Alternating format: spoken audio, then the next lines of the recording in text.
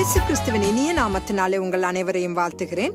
இன்று நாம் அறிவதற்கு முன்பே நம் எதிர்காலத்தை காண்கிற கர்த்தர் என்ற தலைப்பில் நாம் தியானிக்கலாம். தேவதூதன் கிதியோனுக்கு தோன்றிய போது அடிக்கடி கொள்ளையடிக்க வரும் மீதியானியர்களின் கைக்கு கோதுமையை தப்புவிப்பதற்காக ஆலைக்கு சமீபமாய் அதை போரடித்துக் கொண்டிருந்தான். கர்த்தருடைய தூதனானவர் அவனுக்கு தரிசனமாகி, பராக்கிரமசாலியே, கர்த்தர் உன்னோடு கூட இருக்கிறார் என்றார். தேவதூதன் கூறியது கிதியோனை ஆச்சரியத்தில் ஆழ்த்தியது. இதை நியாயாதிபதிகள் 6வது அதிகாரத்தில் நாம் காணலாம். புதிய ஏற்பாட்டில் கன்னி மரியாளுக்கு தேவதூதர் தோன்றி அவளை கிருபை பெற்றவளே என்று அழைக்கிறார். லூக்கா 1வது அதிகாரம் 28வது வசனத்தில் இது எழுதப்பட்டிருக்கிறது.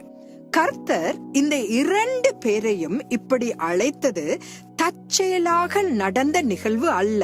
அவர்கள் தங்கள் அழைப்பில் நுழைவதற்கு முன்பே தேவன் அவர்களை அப்படி அழைத்தார்.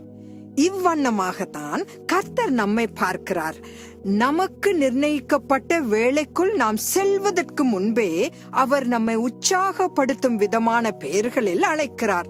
தேற்றரவாளன் என்றும் சத்திய ஆவியானவர் என்றும் அழைக்கப்படும் தைரியத்தின் தூதனானவர் இன்று நமக்குள் இருக்கிறார். கிதியோன் மற்றும் மரியாளை போல நம் அழைப்பை நாம் உணர்வதற்கு முன்பே நம் ஒவ்வொருவரையும் அவர் அழைக்கிறார். நாம் நம்முடைய இலக்கை அடைவதற்கு முன்னரே நம்முடைய ஆண்டவர் நம்மை பிரியமானவர்களே என்றும் ஜெயம் எடுப்பவர்களே என்றும் அவர் கூறுகிறார்.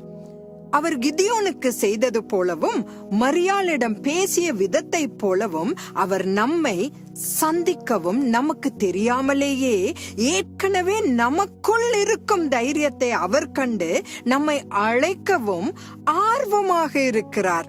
நம் எல்லைக்கு அப்பாற்பட்ட காரியத்தை முடிக்க அதற்கான தருணம் அமையும் போது அதை உடனே பிடித்து கொண்டு கர்த்தர் நம்மை பார்ப்பது போலவே நாமும் நம்மை பார்க்க வேண்டும். சூழ்நிலைக்கு ஏற்ப நம்மை பராக்கிரமசாலிகள் என்றும் கிருபை பெற்றவர்கள் என்றும் அழைக்கும் கர்த்தரை நாம் சேவிக்கிறோம். பரிசுத்த ஆவியானவர் எப்போதும் கிறிஸ்துவில் நாம் யார் என்பதை நமக்கு நினைப்பூட்டுகிறார். கிறிஸ்துவின் மூலமாக நாம் ஜெயம் பெற்றவர்கள். இப்போது கிதியோன் மற்றும் மரியாளை போலவே நாம் யார் என்று அறிந்த பின் அடுத்து என்ன செய்ய வேண்டும் என்பதையும் அறிந்திருக்கிறோம்.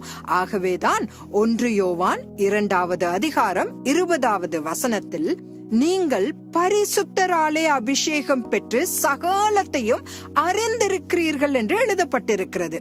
இந்த பரிசுத்த ஆவியானவர் கரத்தில் நம்மை அர்ப்பணிப்போம். அவரே நம்மை அனுதினமும் நடத்துவாராக. ஆமேன்.